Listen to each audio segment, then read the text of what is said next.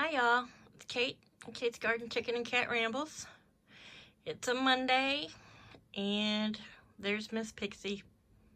Yeah, I set up the small kennel in my room. Yesterday she spent the day in it. She spent the night last night. Or did she spend the day in it Saturday? I think, yeah, just yesterday and last night. I'm going to keep her in again today and tonight. Last night was getting down into the 30s, and backtrack to Thursday Thursday or Friday, when I was so excited to see her out with the other chickens and her tail up, and she was out in the pavilion, and I thought, great, she's turning, she's making the turnaround, and she's rounded the bend, and she's getting better. And then Saturday, she didn't leave the big run. I had Friday night, they were picking on her, and I saw her underneath their little ledge thing, so I fished her out, and I put her in the least favorite nest box, the one no one uses. I put her in there backwards, and she sat in there. Yeah. And she spent the whole night in there. And then Saturday night, I put her up on she was with the other chickens, but she was up in that nest box backwards. So I left her there, thinking she'll get back out. I had put the chicken wall down and the shade cloth so that they would be a little less windy on them. But the little door that's in that wall of the coop she could go in and out that. I went and checked on her about midnight, and she had turned around, but she seemed happy to sleep in that nest box by herself. And so yesterday morning, which was Easter morning, I went out and gave them all their little berry treats and wished them a happy Easter, and had to do my rooster therapy. And she was back to, I don't know if it's because she doesn't feel well and is the lowest on the totem pole, or if the chickens know something I don't, but they had forced her back under that bench, and all you could see of her was her little tail sticking out, and they would still do little drive-by pecks at her. So I picked her up and I brought her in. I thought, they all went through the 5-day regimen of Corid, and it doesn't need to be, or do you want to have to put them through that any longer? Yeah, it's to kill the worms, but, it's not the greatest for their, gut bacteria and electrolytes. So they had been switched to vitamin water, which had special vitamins for chickens and electrolytes and some lactobacillus, some probiotic in it. Everybody else in both runs are healthy and happy and fine. And she was still just standing around looking in the mirror with her tail drooped, or being bullied up under there. So I brought her in yesterday because it was pretty windy and chilly yesterday. And that little cord is to a little heating pad. So that last night, if it got chilly in the house, or if she was egg bound, they recommend the warmth. But I still think she's just too old. She just doesn't have the size of comb and wattles that Marigold does.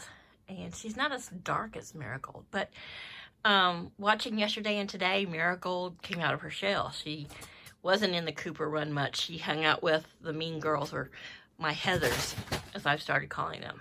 If you're a Generation X, you know who the Heathers were. And so that's what I've been calling my mean girls. Which they're not really mean. They're just in the pecking order. They're above her. And the Brahmas, though they're the nicest of them, the Wyandotte is the one that really wants to make sure everyone knows that she's the boss. And, she sees another hen around her man, especially a newer hen. Oh, she's all up in that bitch's face.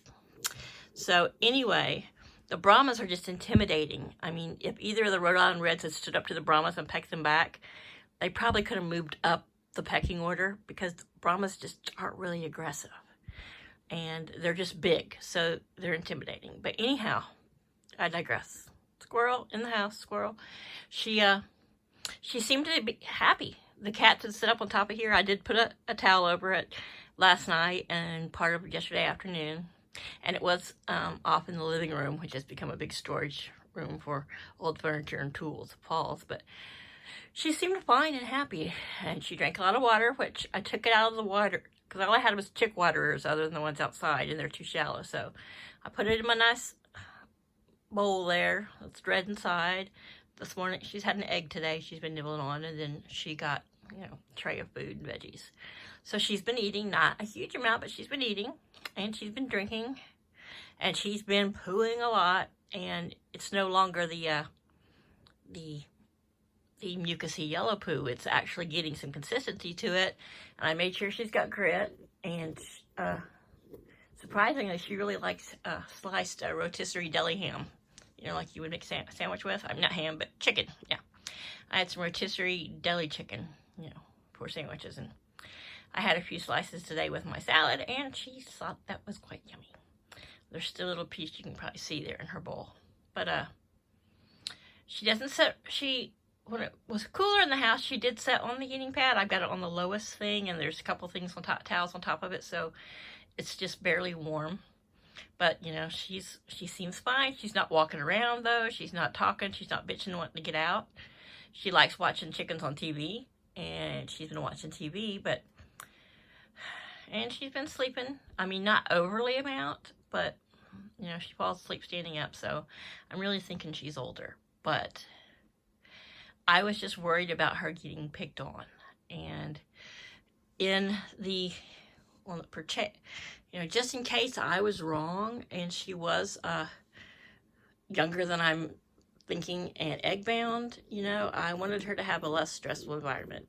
And if I'm not wrong and she is just old and getting to the end of her days, then I wanted her to have a less stressful environment, less people picking on her. So there's times she'll stand up and her tail will be about half high, not totally raised up like she's running around the yard happy, but she'll raise it up some. And she moves around because she, of course, doesn't want to sit in her own poo, but, and she'll make little noises. She knows her name. If I call her name, and I, say, "Hey, Pixie, what are you doing?" She'll open her eyes, and if I say it louder to get her attention, it's as if she knows, but see, look at her, she's falling asleep. Her little head's going, "Droopsy, droopsy, I'm so sleepy. I didn't feed you turkey. I gave you chicken. You shouldn't be so sleepy." So I'm just thinking she's an older hen because she's had warm baths, she's been massaged. I've done everything possible that I could do for her.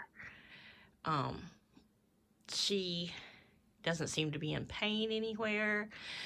I have felt around her abdomen. I've felt down by her vent and her pelvis, and her pelvis doesn't seem to be as wide as a full-grown hen that's been laying. But I've read that when they're past their laying age, and they stop laying, their pelvis can narrow back up. So, normal is 2 to 3 fingers is, pretty normal. I have small hands. For me, 3 to 4 fingers is a chicken fixing to lay an egg. But, so I don't know. She, like I said, she'll watch chickens on YouTube, and she'll, I'll put some, especially if I put like a channel that's just little baby chicks jumping around, she's quite interested in that. And she's been watching some TV, but, and the cats have been right up to the cage. She doesn't act like they bother her or stress her. I just worried about her. And, I can't be out there 24/7 just to stand guard so they don't pick on her. And I noticed she had a little spot on top of her head behind her comb, which is the only spot Laddie is really able to grab a hold and pull out a feather. I noticed a little spot where a feather was pulled out on Marigold, who he does cover. And I'm sure he tried to cover her, or they've just picked on her. I don't know. But Marigold seems to, like I said, it's come out of her shell. I'd hope she doesn't turn into one of the Heathers. We'll see. But, So I'm going to, tonight's supposed to get down kind of cool tonight. And she's fully feathered. It just bothered me that she wasn't seeking out the others to, chickens like to seek out each other at night and on the perch or wherever they're at, and they like to huddle together. And she was not interested.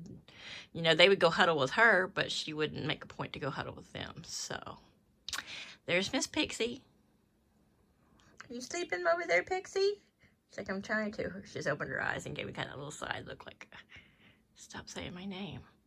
Marigold is her name. I can go out and the chickens will be running around. And if I say Marigold, Marigold will come. So they're smart enough to learn their names. But so she's in the small rabbit-sized kennel on an old end table sitting in my room just because Paul felt she would be too lonely in there. And I wanted to not have to constantly be walking in there just to look at her, because I can helicopter mom when I have a sick animal. And I just, I was making sure that every time I got up to pee or to go to the kitchen, I'd make a separate trip to the other side of the house, to the living room. And as the evening was wearing on, I was just like, no, I'm trying to read a book.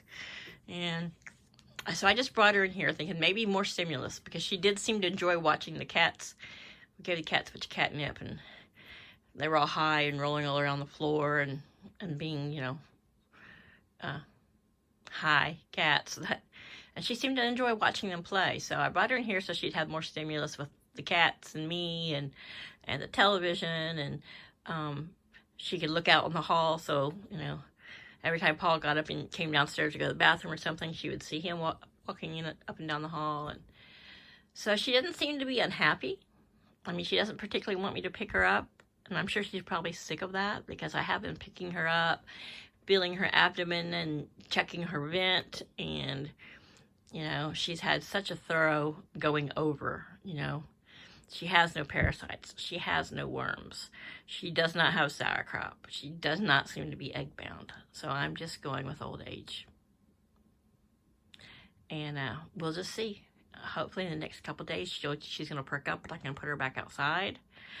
When she starts to seem like, being inside is more miserable, I'll put her right back outside.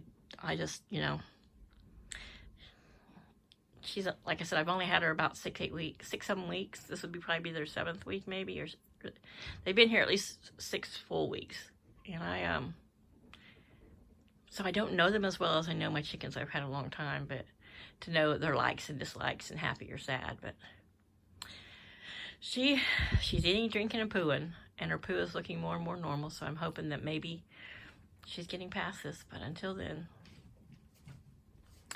she'll stay in here, and I'll use the little puppy pads under her. See, Paul just went down the hall, and one of the cats, of course, ran in here down the hall with him to escort him. A couple will stay outside the door in case they hear Timmy fall in the well, and so there she is. She's getting up, but see, she's still drooping that tail. You stretching your legs? You can look around. You didn't poo there, so what are you up to, Miss Pixie? So anyway, that's the update. I knew when I got excited seeing her out in the yard, and I just was like, yay, she's passing over it. I knew that I was probably jumping the gun. Nothing ever works out that simply and beautifully for me. So anyhow, everybody keep Miss Pixie in your prayers. And if I'm just end of life, old age hospice care right now, then that's what I am. And I'll love her and give her attention. And she seemed to enjoy Paul scratching her chin. And when you scratch her chin or pet her head and you don't force her to get up or pick her up, she loves the attention. So we'll just keep doing what we're doing and see how she does. All right. Thanks. Everybody have a great week. Bye.